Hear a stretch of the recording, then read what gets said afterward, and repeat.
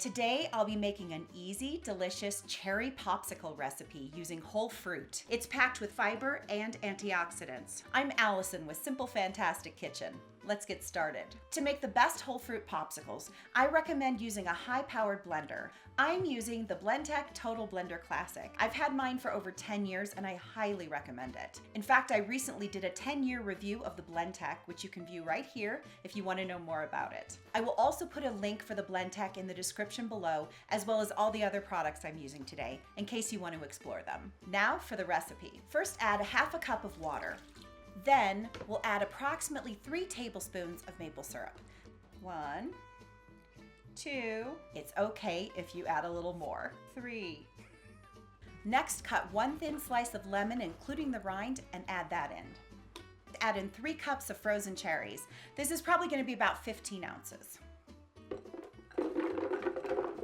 Since we'll be storing it in the freezer, I recommend adding 1/8 teaspoon of xanthan gum, which is considered a natural stabilizer that helps prevent ice crystals from forming and is often used in organic food products. Let's add it in now. Next, we blend. On the Blendtec, press the ice cream button for 1 cycle or until you've reached your desired consistency.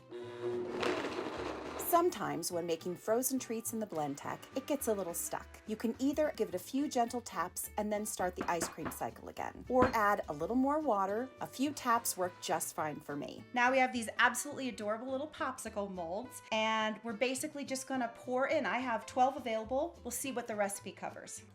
So these are the cute little sticks. We'll take these out. I'm gonna push this over. Oh, this is also pretty cool. I got these little things for underneath the appliances. It's just a little cut out piece. You cut it out to the size that you want, and then it fits underneath your appliances. You can slide it wherever you want.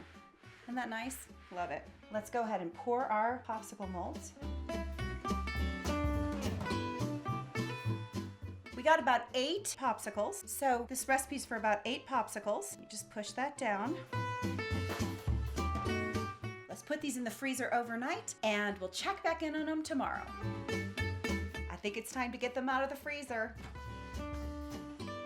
They look good. Now, this is a lesson in put them flat in the freezer. We're kind of running out of a little space there, but as you can see, it did not land flat. I'm sure it will end up being fine. This is hilarious. So don't do as I do as I say. Freeze it flat. Have room in your freezer and freeze it flat. All right, let's see how these work. Oh, that looks gorgeous. That looks so beautiful. Wow. It doesn't seem to have mattered that it was kind of up a little bit. It looks perfect. So what you want to do is sort of push from the bottom, I think, and push up. That's how it's going to come out the easiest. Oh, another absolutely gorgeous one. I am very happy. These look beautiful. I do like to take them out of the mold on top of a little silicone mat because it's cherry and, you know, it could always stain. So you just want to be a little careful with that. Okay, let's give it a taste. That is perfect. It is sweet with just a little bit of sour the way I love it. It's the perfect consistency. It is an awesome, awesome popsicle. These are really great popsicle molds too. I have to say I really recommend them. They're working perfectly. They're so good and so refreshing. Oh, I love these. Yeah, this is awesome. Highly recommend. The full recipe is in the description below. The product links are in the description as well. For more recipes, subscribe to Simple Fantastic Kitchen.